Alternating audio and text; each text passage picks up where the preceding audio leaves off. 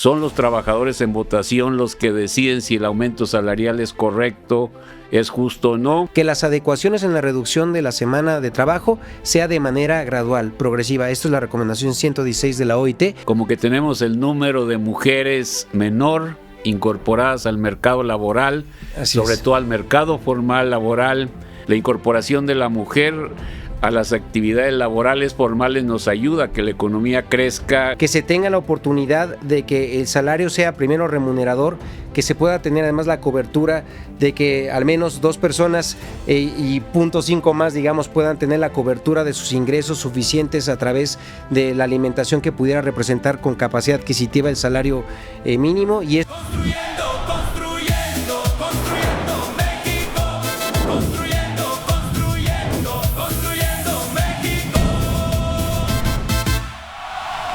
En Construyendo nos acompaña Marat Bolaños López, es el secretario del Trabajo y Previsión Social desde 2023. Egresado de la UNAM, ha combinado la academia con el servicio público. Antes de llegar a la secretaría, fue subsecretario de Empleo y Productividad Laboral, que tenía a su cargo el programa Jóvenes Construyendo el Futuro. Pues estamos de manteles largos. Secretario del Trabajo, muchísimas gracias por estar aquí. Es un programa más de Construyendo México. Queremos conocer pues este gran éxito que reconocen amigos, adversarios, enemigos, la gran reforma de los trabajadores iniciada por el presidente López Obrador. 2019 fue el parteaguas. Lo primero que hicimos fue reconstruir una gran institución, la institución del ingreso producto del trabajo, y a partir de ahí fortalecimos la organización sindical, ampliamos los derechos para garantizar mayores días de vacaciones y sobre todas las cosas suprimimos un régimen de contratación sumamente lesivo para millones de familias que habían quedado sin derechos a la seguridad social, sin derecho a la vivienda, prácticamente sin ninguna prestación.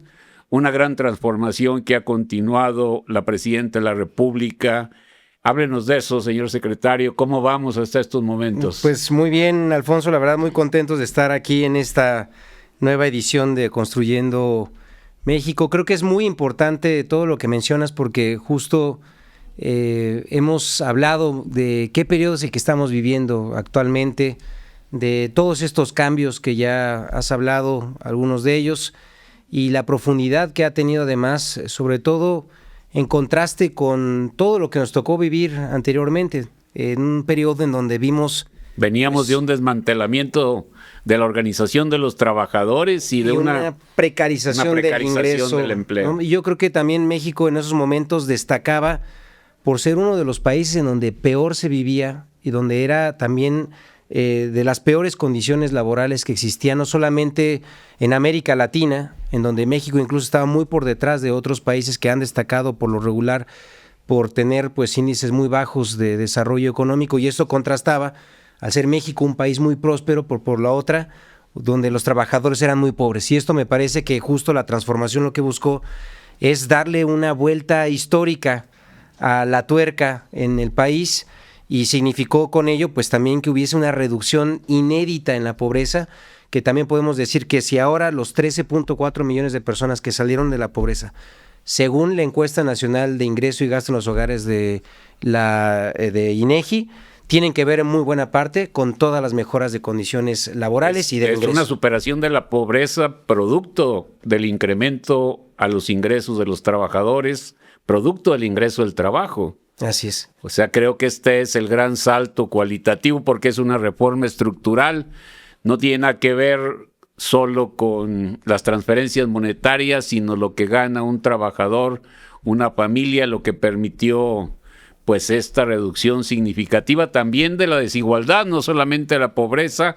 Creamos un piso parejo, vienen nuevos cambios, recuperamos 150 del poder adquisitivo, el salario que se dice fácil, pero es una gran hazaña la que se hizo en el sexenio pasado y la que estamos continuando ahora. Efectivamente, y además nos ha dado la oportunidad de dar una continuidad con muchísima claridad y organicidad de lo que se hizo en el tiempo del presidente Andrés Manuel López Obrador y con nuestra presidenta, la doctora Claudia Sheinbaum, el mantener estos aumentos salariales, negociaciones además tripartitas, porque tenemos algo que destacar, que no son mejoras dadas por decreto, por manotazo, sino que muy buena parte de todo lo que hemos estado haciendo durante los últimos años ha sido fundamentalmente a través del diálogo, también con ello, pues... y de cumplimiento de acuerdos internacionales. Y honrando además la tradición democrática de la izquierda en este país, en donde lo que creemos es que a través de lo que ya hemos logrado, de lo que sabemos que tenemos que mejorar y de también los compromisos internacionales hemos avanzado de manera muy decidida. 154% al aumento del salario mínimo en términos reales, es decir, que por encima de la inflación, eso ha recuperado de poder adquisitivo y eso es importantísimo. Esto es lo que ha sacado a la gente de la pobreza. Fundamentalmente. Hablabas también del reparto de las utilidades, también ha habido un aumento muy sustancial de este reparto de utilidades, derivado también, entre otras, de la prohibición del esquema del outsourcing, la subordinación que existía, o más bien que se desconocía entre la relación entre trabajadores y empleadores, y estos trabajadores que estaban escondidos sin tener el reconocimiento propiamente de su empleador, y ahora lo que hemos hecho pues justo es dar un giro histórico, permitiendo con ello que 3 millones de personas trabajadoras fueran reconocidas por sus verdaderos empleadores. Hemos hecho una reforma también que lo que implica es una convocatoria a los sindicatos para que puedan elegir no solamente el contenido de sus contratos colectivos de trabajo, que se defiendan sus derechos en una negociación colectiva auténtica. Porque eso sí requiere como que mayor explicación. Antes dijeron salarios bajos y sin organización de trabajadores. Ahora hemos recuperado el poder adquisitivo del salario. Acabamos de hacer una reforma constitucional para que nunca más en la vida el salario esté por abajo del costo de la canasta básica, pero ya hoy los trabajadores eligen de manera universal, directa y secreta. Son los trabajadores en votación los que deciden si el aumento salarial es correcto, es justo o no, y son los que determinan si el contrato colectivo va de acuerdo a sus necesidades y respeta sus derechos. Esa también es una gran reforma que había sido postergada por décadas de neoliberales que querían destruir los sindicatos. Y además ahora son las y los trabajadores los que definen quiénes son sus representantes, quiénes son los liderazgos que los van a conducir además en las negociaciones colectivas, y esto ya no es más imposición como anteriormente pasaba del gobierno, en donde se decidía desde ahí quién iba a ser el próximo liderazgo sindical. Acá es a través del voto libre, directo y secreto de las y los trabajadores, y esto también ha sido un gran acierto porque nos da nuevamente un impulso muy fuerte a la organización sindical en el país. Y además el otro tema es primero el incremento salarial, el fortalecimiento de la organización y de la democracia al interior de los sindicatos, la supresión de estas formas de contratación totalmente lesivas, sin derechos, y la ampliación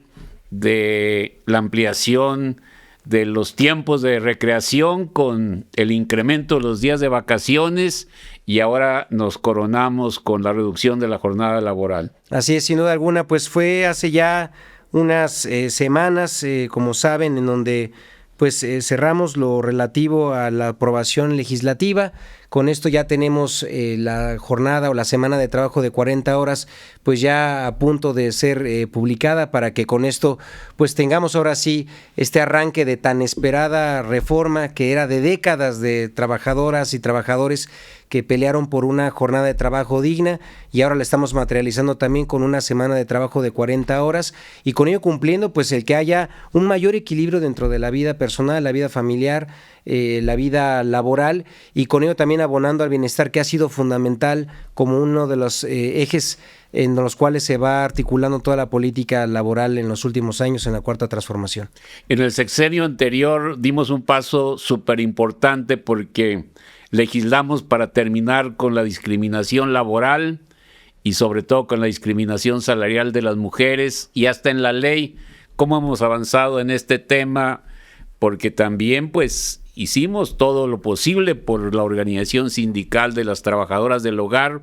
Ahora con la doctora Claudia y con su presencia al frente de la Secretaría del Trabajo, logramos que los trabajadores de las plataformas, un sector muy importante, sobre todo de jóvenes que no tenían ningún derecho, no tenían ningún reconocimiento, pudiera tener la capacidad de lograr la seguridad social, pero discriminación salarial de las mujeres, organización sindical también de las trabajadoras del hogar y el respeto y los derechos de los trabajadores de plataformas.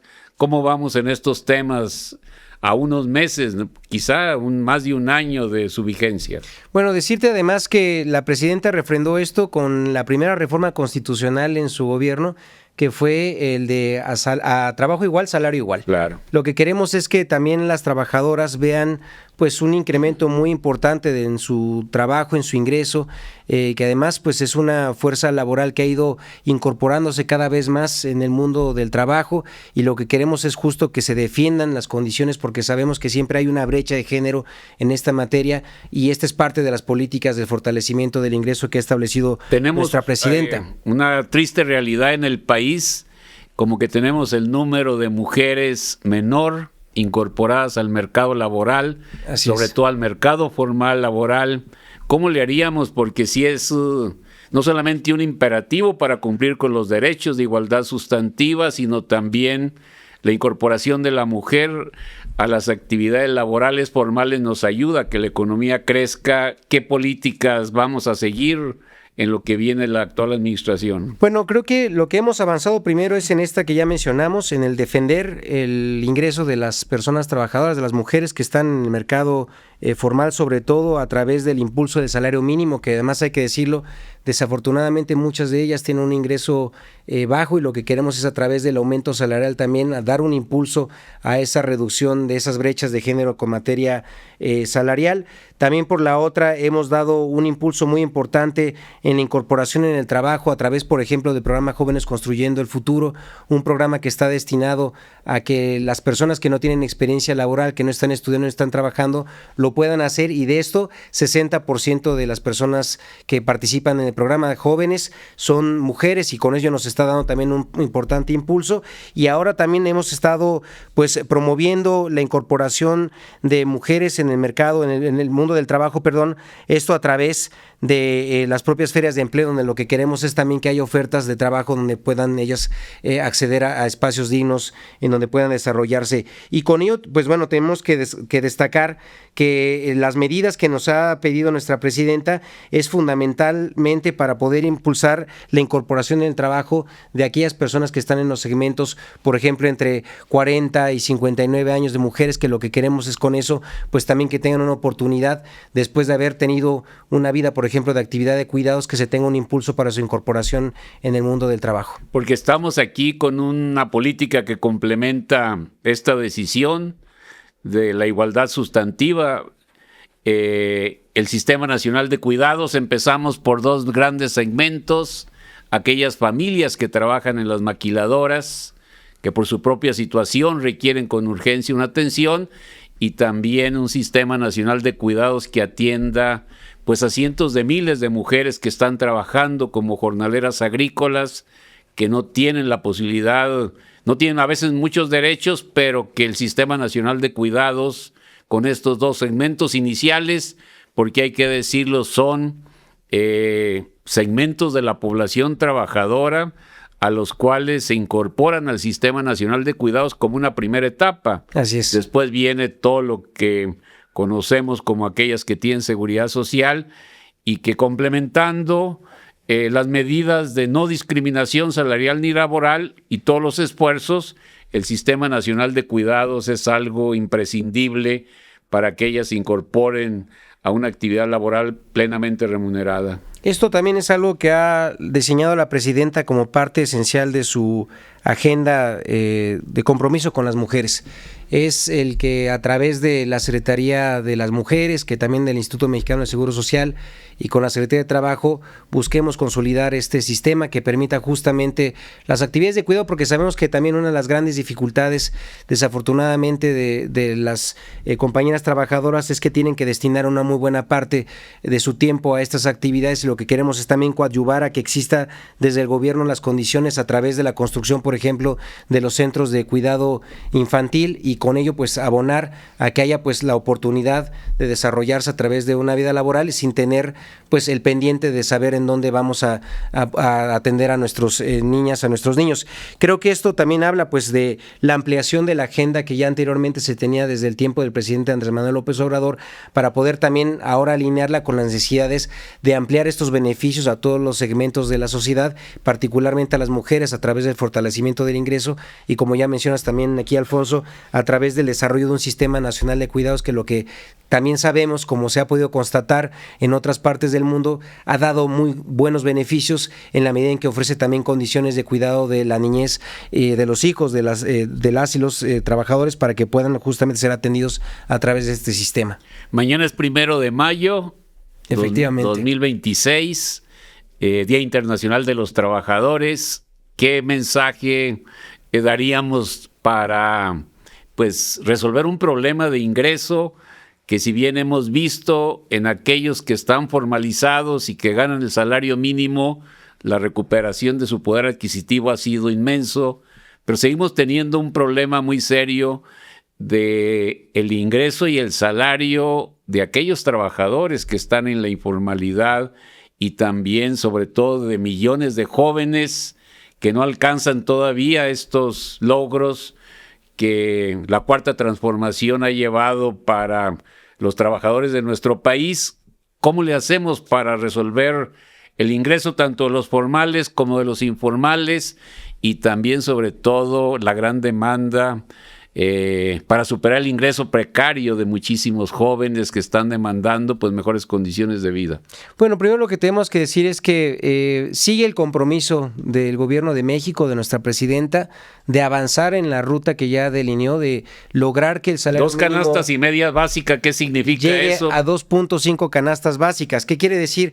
Que se tenga la oportunidad de que el salario sea primero remunerador, que se pueda tener además la cobertura de que al menos 2 personas y 0.5 más, digamos, puedan tener la cobertura de sus ingresos suficientes a través de la alimentación que pudiera representar con capacidad adquisitiva el salario mínimo, y esto pues implica evidentemente un fortalecimiento muy relevante para las familias mexicanas al hacer este salario capaz de cubrir también a varios integrantes de la propia familia. Esa ruta sigue. Acabamos de lograr con este último aumento salarial del 13% que anunciamos a finales de año, el que la canasta básica alcance un poder adquisitivo de 2 canastas básicas, el salario mínimo 2 canastas básicas, y ahora lo que queremos es llegar a las 2.5, esto conforme vayamos avanzando también año con año en las negociaciones, que esperamos además, como va ahora el camino, pues que sigan avanzando en esta dirección. Vamos a una cápsula sobre información incompleta o completa, distorsiones sobre las 40 horas que recientemente se aprobaron por el Congreso de la Unión. Un gran paso, reducción de la jornada laboral en nuestro país que se había venido posponiendo y posponiendo. Eso. Esto es Construyendo Verdades, donde los mitos se caen y la desinformación se pone en su lugar. Aquí analizamos lo que circula en redes y los ponemos en contexto. Cuando uno lee la reforma de manera integral, prácticamente no va a haber cambio para la gente. Entonces, es una farsa, es un engaño. El gobierno federal anunció que la semana laboral bajará de 48 a 40 horas. El secretario del Trabajo, Marad Bolaños, anunció que la reducción de la semana laboral de 48 horas a 40 horas sí va a suceder, pero poquito a poquito. La reforma laboral es una burla para los trabajadores. ¿De verdad vamos a trabajar 40 horas a la semana? Sí, pero no como te lo están contando. Millones de trabajadores que hoy están legalmente obligados a laborar mínimo 48 horas semanales tendrán que esperar 4 años para que puedan ser solo 40 horas.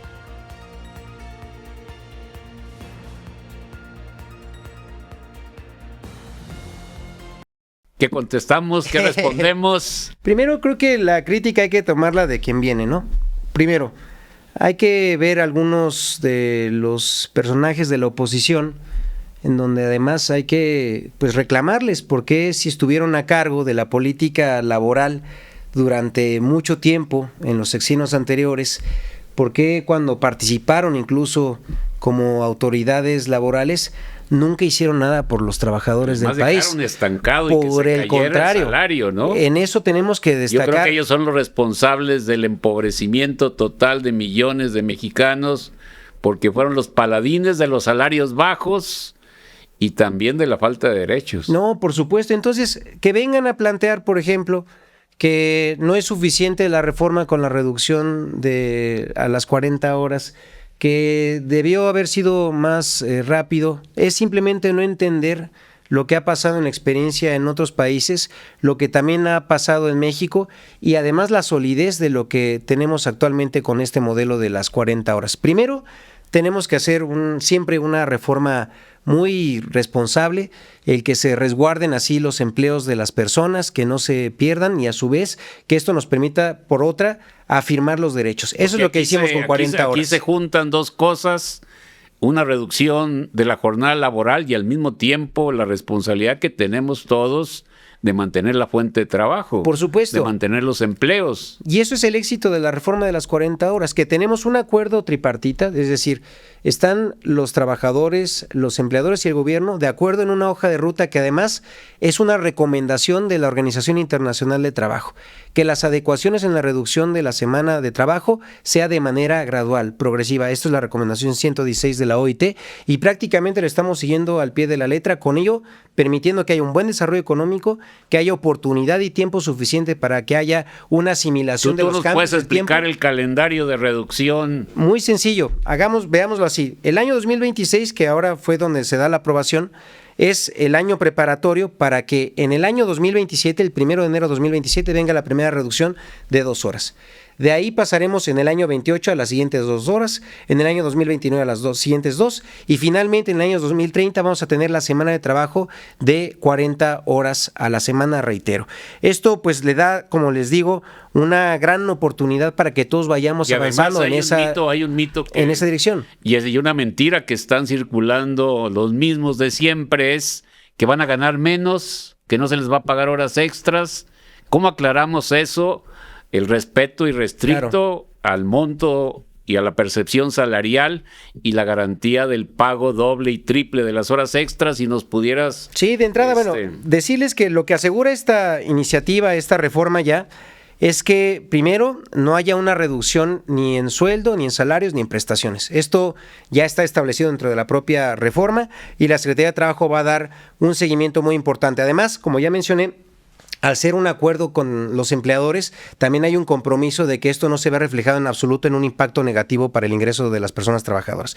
Segundo, lo que vamos a hacer... Se garantiza el ingreso justo del trabajo. Se garantiza, está intacto y también las prestaciones. No va en detrimento esto de las prestaciones ni salario, como ya mencioné.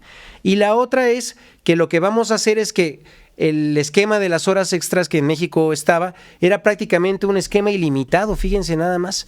Así se permitía, de hecho estaba establecido por la ley que había un segmento de horas extraordinarias dobles que llegaban hasta la hora 57 y de ahí empezaban las triples de 58 en adelante, simplemente no había ningún límite. ¿Qué es lo que hicimos ahora? Es segmentar y adelantar esos tiempos. Donde anteriormente entraban las horas dobles que eran en la hora 58, ahora van a estar justamente, las triples, ahora van a estar a partir de la hora 53. Y de las horas dobles que anteriormente entraban en la hora 49, ahora van a empezar en la hora 41. ¿Qué estamos haciendo? Básicamente, pues incorporando horas que anteriormente eran consideradas extraordinarias, ordinarias, ahora estamos volviendo a las extraordinarias. Y horas que anteriormente eran consideradas dobles, ahora van a ser pagadas al triple. Se está mejorando el ingreso de las personas trabajadoras para quienes optan por un esquema de horas extras, no olvidando nunca que el tiempo extraordinario es voluntario, no es obligatorio, y que para eso tienen también a la autoridad laboral, la Secretaría de Trabajo, para denunciar en caso de que se establezca algún tipo de presión para aceptar horas extras, que nosotros vamos a estar ahí para apoyarles y en su caso dar seguimiento a algún tipo de queja. Entonces, reiterarles, tiempo extraordinario es primero voluntario. Ahora estamos adelantando las horas extras para que quien opte por ellas pueda llegar no en la hora 49, sino en la 41, y las horas triples que antes iban desde la hora 58 ahora van a cobrar a partir de la hora 53. Esto haciendo con ello pues una mejora también sustancial del ingreso de las personas trabajadoras. Pues quisiéramos tocar 3 temas que ya están vigentes. Uno de ellos es la gran demanda de vivienda. Muy bien. Un programa sin precedentes vivienda para los trabajadores de menos ingresos. Queremos que se beneficien las familias que ganan hasta 2 salarios mínimos. Infonavit, Foviste, un gran logro haber sindicalizado, acreditado a aquellos trabajadores del campo que producen para la exportación. La situación de injusticia, de desamparo era enorme.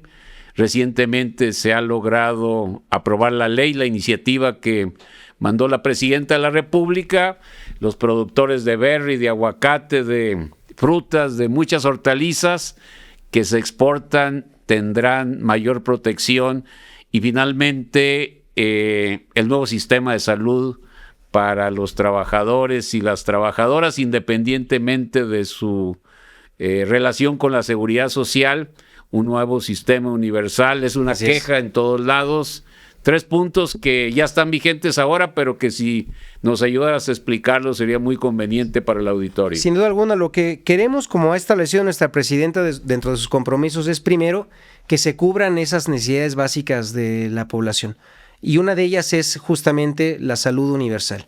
Queremos dar un impulso para que, no importando si eres trabajador formal o informal, tengas ya el acceso a la salud garantizada por el gobierno a través de sus diversos sistemas, y con ello también a través de una identificación, es una tarjeta de salud, puedan saber muy bien en dónde va a estar su unidad médica más cercana a su domicilio, donde deben atenderse, y con ello buscamos es que haya una sistematización de todos los servicios de salud para que podamos conjuntamente dar la atención a la población en general, reiterando, no importando cuál es su situación laboral, si son formales, son informales. Importantísimo esto, porque además ha sido una de las mayores demandas en el país durante décadas, el que se logre justamente la aspiración de proporcionar estos servicios de salud de manera universal, y es justamente lo que se está avanzando. Y pasa exactamente lo mismo con la vivienda. Tenemos un déficit muy importante, porque también tenemos que decir dónde empezó esto. Se dejó de construir durante el periodo liberal la vivienda que requerían las y los trabajadores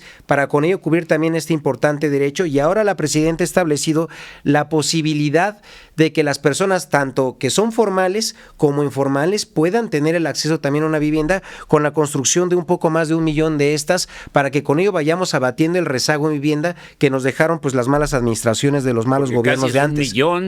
Es 1.800.000 para los que están en el Infonavit, los que no tienen seguridad social y los que están en el Foviste, pero en este caso específico de los trabajadores, casi 1 millón para las familias que ganan hasta 2 salarios mínimos, que estaban totalmente anuladas de poder entrar a esquemas financieros. Hoy van a contar con un patrimonio, con la certeza de que se les va a construir un techo donde vivir, una vivienda adecuada, según la última reforma legal que hicimos. Este es un paso de los más trascendentes que ha dado pues la administración actual, y el caso de los trabajadores del campo. Efectivamente, este punto también es muy relevante. Fíjate, vamos a implementar el certificado laboral de agroexportación, y esto es además un punto importantísimo, porque ¿cuántos van a salir beneficiados ahí? Estamos pensando alcanzar con esto en beneficios más o menos de cerca de 300,000 personas trabajadoras en todo el tipo de rama de actividad exportadora, porque tenemos que pensar en que primero está compuesta tanto de los trabajadores que están en las empresas exportadoras, como en los productores, como los cortadores de los diversos pues frutos que se van a exportar. Y en esto lo que queremos es primero empezar por el aguacate, con ello cumpliendo también con el plan Michoacán que la presidenta ha establecido. Vamos también a avanzar con las berries, también cumpliendo con el plan de San Quintín, donde la presidenta ha hecho un fuerte compromiso con los jornaleros de toda esta región. ¿Y qué es lo que queremos fundamentalmente? Que todo producto que sea exportado tenga la garantía de que hay trabajadores que están siendo respetados en sus derechos, que tienen ya acceso a la seguridad social, y que esto además le permita dar garantía a que el trabajo exportado fuera de México tenga pues justamente todo el apoyo y ese respaldo de que son trabajadores que tienen la cobertura completa e integral de sus derechos sociales y laborales. Entonces, esto ha sido también un muy fuerte impulso, porque no se había tocado ninguna estrategia en el marco del campo, y y con ello lo que queremos es que los beneficios de la actividad económica exportadora lleguen también a las y los trabajadores, porque es increíble que una industria que por lo regular tiene muy buenas condiciones, por ejemplo en vigilancia fitosanitaria, Claro, no tenga ese tipo de respaldo en los derechos o en el cumplimiento también de la seguridad social para las y los trabajadores. Básicamente lo que queremos es que haya también justicia social para el campo y lo vamos a empezar a partir de este certificado laboral de agroexportación. pues pasamos al siguiente segmento. La verdad que nos ha permitido aclarar muchas cosas, pero queremos recoger la opinión de la gente en la calle, en los centros de trabajo, sobre estos grandes cambios y transformaciones en el mundo laboral. Esto es Construyendo Voces, donde el micrófono cambia de manos y la ciudadanía toma la palabra, porque ahí es donde empieza la conversación. ¿A qué te dedicas y cuántas horas trabajas al día? Pues somos comerciantes y trabajamos cerca de 12 horas. Soy ayudante en una tienda y trabajo 8 horas al día. Me dedico a, tablajero de 10 a 9 horas diarias. De 6 a 8 horas al día, dependiendo de cada trabajador. Yo soy comerciante y trabajamos aproximadamente 12 horas al día. 8 horas, mínimo 10. Trabajo en Coppel, soy de cobranza, trabajo 8 horas diarias. Al comercio y regularmente unas 9 horas. Soy comerciante y estoy trabajando 6 horas, 7. En tu trabajo, ¿qué es lo que más te pesa? Caminar, andar bajo el sol caminando. Estar esperando a la clientela de que no haya afluencia de clientela. Estar todo el tiempo parado. ¿Qué tendrá que mejorar en tu trabajo para que vivas mejor? Saber más ventas, más seguridad, igual. Trabajar más horas. Un poco el sueldo, todas las prestaciones. Una jubilación o algo así por el estilo y pues ya tener un incentivo. Acceder a una vivienda o cosas así. Con trabajar menos, descansa más el cuerpo. ¿Qué significa para ti tener un trabajo con derechos? Que nos dieran seguro y cosas así. Que te hagan valer como persona, como trabajador. Pues estar mejor. Que se pague bien. Reparto de utilidades, seguro social, aguinaldo, vacaciones. Ser independiente para mí es algún logro para mí. Tener algún tipo de seguro como para accidentes, más que nada con eso. Escoger un trabajo, tener los ingresos necesarios para nuestra familia, nuestros hijos. También tener ciertas prestaciones de ley. Los incentivos. Como si estuviéramos trabajando en algún otro lugar, así nuestras prestaciones. En los últimos años, ¿has notado alguna mejora en tu trabajo? Sí, ha mejorado. Sí, ha habido muchos cambios. Le han inyectado mucho, pero mucho dinero, mucho recurso al mercado. No me estresaría tanto. Si trabajaras menos horas en tu trabajo, ¿qué cambiaría en tu vida? No, pues mejoraría mucho. Tendría uno más tiempo de, ir a leer, ir a hacer ejercicio. Estar más tiempo con mi familia, con mis hijos. En la familia y en mí mismo, ¿no? La convivencia familiar es primordial para que uno pueda estar mejor. ¿Crees que quienes trabajan en Uber Didi deberían de tener prestaciones y por qué? Sí, el seguro más que nada. Todos necesitamos de prestaciones como lo que es el seguro social o un crédito para Infonavit o algo así. Sin duda alguna, en alguna etapa de mi vida, yo también fui Uber. Todos deberíamos de tener pues un respaldo, ¿no? En este Día del Trabajo, si pudieras mandarle un mensaje o pregunta a quienes toman decisiones laborales en México, ¿qué les diría? Tener más oportunidades de seguir estudiando, que sean más empáticos con sus trabajadores, sean menos horas de trabajo. Considerar a los comerciantes a cotizar para una casa, para un departamento. Que escuchen más a sus trabajadores. ¿Qué van a hacer para el futuro? Para que nos tomen en cuenta tanto a nosotros como a los de Uber, Didi, ¿no? Pues ahí está. Muy bien. Cientos de miles de personas beneficiadas, trabajadores de las plataformas, abandonados por mucho tiempo, decían que no eran sus trabajadores, que eran socios, un abuso permanente, sin derechos, sin horarios. Afortunadamente vino una reforma, ahora con el gobierno de la doctora Claudia, con tu presencia en la Secretaría del Trabajo. ¿Cómo quedan los trabajadores de plataformas? Creo que este es un punto muy importante. Los trabajadores de plataformas digitales no eran reconocidos como tales. Eran llamados, como bien dices, colaboradores, a veces socios, incluso microempresarios decían. Microempresarios. ¿No? Y pues sabemos también pues de todo el ejército de personas que colaboran en esa actividad económica. Además ahora mediada por las aplicaciones digitales. Esto es una nueva modalidad de trabajo, decían que eso no iba a poder ser regulado y mostramos justamente el cómo sí se puede hacer. Además, decirte que incluso, Alfonso, en otros países están viendo a México por la forma en la cual logramos esta regularización de estos trabajadores. ¿Qué hicimos básicamente? Que cerca de 1.300.000 trabajadores tuvieran la cobertura en caso de accidentes de trabajo. Este es el universo completo de las personas trabajadoras que colaboran en México en una plataforma digital.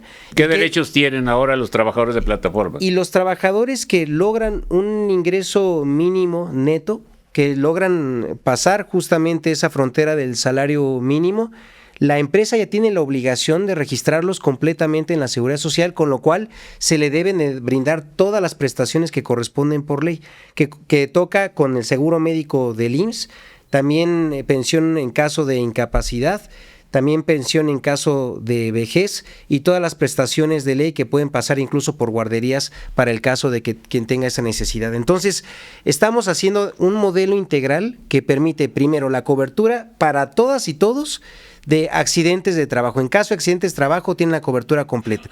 Y para las personas trabajadoras que pasan ese umbral del ingreso mínimo neto, pueden tener toda la cobertura completita de seguridad social. Fondos de vivienda. También incluso seguridad social. Efectivamente. Reparto de utilidades. Efectivamente. Todos esos derechos que antes se creían que no eran posibles para los trabajadores de plataformas digitales ha sido ya un logro y estamos hablando que alcanzamos un pico de registro de estas personas que lograron esa cobertura completa de 206,000 trabajadores en el registro donde más alto tuvimos. ¿Qué quiere decir esto? Además, que logramos formalizar, como no habíamos logrado nunca antes, formalizar un sector de la economía. Y con ello, pues también manifestando, como lo hicimos desde el principio, el que vamos por la defensa de los derechos de las personas trabajadoras, vamos también por resguardar el tiempo en el trabajo, que es algo también que nos estuvieron comentando ahorita en el video, que queremos que exista mayor tiempo para las familias, mayor tiempo para los trabajadores, para que puedan o educarse o también ir a hacer deporte o ir a las actividades culturales. Queremos un equilibrio en la vida. No estamos peleados con la idea de tener un trabajo, por supuesto que no, porque eso también luego dicen, es que ustedes no quieren que haya trabajo. No, queremos que haya trabajo, pero que haya trabajo digno. Y este trabajo digno lo logramos a través de las reformas que ha establecido nuestra presidenta, de mejorar las condiciones de trabajo de las personas de aplicaciones digitales, que también se tengan menos horas a la semana y con ello puedan tener posibilidades de mayor disfrute de cultura, del deporte, que se pueda también tener acceso a una vivienda, que se puedan también tener un sistema nacional de cuidados, que se pueda también tener un sistema universal de salud, que se siga aumentando el salario mínimo y todo lo que ya hemos enarbolado como parte de la primavera laboral de derechos en México. Pues aquí tenemos un resumen muy apretado, pero nunca antes habíamos tenido estos grandes cambios en materia laboral, de bienestar para millones de familias. El ingreso producto del trabajo es lo que nos está sacando de la pobreza, acompañado con una política social muy robusta, muy fuerte, que permite la dignidad no solamente de los adultos mayores, sino también de muchísimos jóvenes que están incorporados a esquemas de becas o de primer empleo, como es el programa Jóvenes Construyendo el Futuro. Pero mañana es día 1 de mayo otra vez, va a salir la gente a manifestarse en los zócalos de las ciudades de nuestro país. ¿Qué les diríamos? El problema del ingreso se ha fortalecido muchísimo en aquellos aumentos del salario mínimo donde hemos recuperado poder adquisitivo, pero vemos en algunos sectores, sobre todo de maestros, de maestras, de trabajadores de la seguridad pública, los vinculados también a los servicios de salud y muchos que están en la informalidad, sobre todo jóvenes en una situación difícil en cuanto a sus percepciones salariales. ¿Qué les diríamos a estos segmentos de la sociedad mexicana? Bueno, primero que hay un compromiso muy claro de nuestra presidenta, la doctora Claudia Sheinbaum, de que se mejore. Hicimos una reforma constitucional al artículo 123. Efectivamente. Definimos una cantidad, un monto de ingresos mínimos de todos los vinculados al sistema educativo mejorar las condiciones laborales de los trabajadores de la salud y sobre todo de los policías, los que nos cuidan, los que están en la seguridad pública.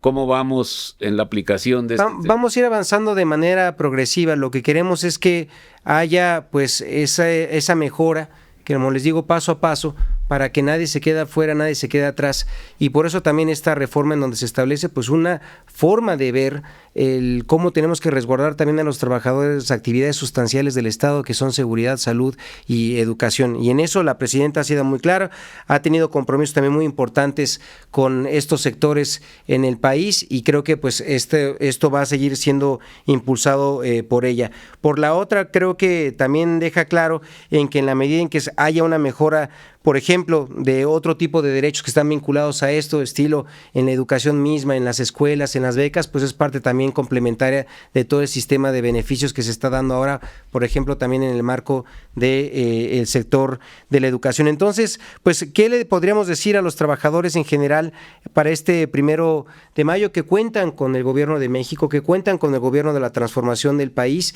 y que vamos a seguir impulsando todos los beneficios que ya hemos logrado a la fecha, y que además serán ahora pues de beneficio de las grandes mayorías, en donde se incorporan también los beneficios de la reducción de la semana de trabajo, y seguiremos aumentando también en los ingresos de las y los trabajadores y del salario mínimo. La presidenta va a dar anuncios muy importantes ahora el 1 de mayo, que estemos muy pendientes de la conferencia matutina, de los compromisos que eran suscritos por parte de nuestra presidenta, y ahí vamos a estar acompañando por parte de la Secretaría todos estos compromisos que se han establecido en la Cuarta Transformación del país. Pues muchísimas gracias, secretario del Trabajo, Gracias, Alfonso. Muchísimas gracias. Ojalá ya que haya quedado claro todos los cambios, las transformaciones, avances indiscutibles en la Cuarta Transformación. Recuperamos el poder adquisitivo del salario por mandato constitucional. Nuestro salario nunca va a estar por abajo de la inflación, siempre tendrá capacidad de compra. Fortalecimos los sindicatos. Ahora todos eligen a sus líderes, los trabajadores votan si aceptan el salario y el contrato. Terminamos con una forma de contratación que no nos reconocía ningún derecho, por eso el reparto de utilidades ha crecido de manera significativa, y protegimos a los más débiles, a los trabajadores de plataformas, a las trabajadoras del hogar y a los trabajadores del campo. Pues unas palabras finales para concluir este programa relacionado con el Día Internacional de los Trabajadores en el mundo y en nuestro país. Efectivamente, pues bueno, pues vamos a seguir avanzando en todos estos grandes pasos que hemos dado en la historia del país en materia laboral, y que estemos pendientes, como les digo, de los anuncios que va a dar nuestra presidenta el 1 de mayo, cumpliendo con ello la importante agenda laboral en la transformación del país. Por el bien de todos, primero las y los trabajadores. Muy bien, pues todos a escuchar la mañanera del 1 de mayo. Eso es muy bien, muchas gracias. Muchísimas gracias, secretario. Muchas gracias a todas, a todos ustedes que nos han visto el día de hoy.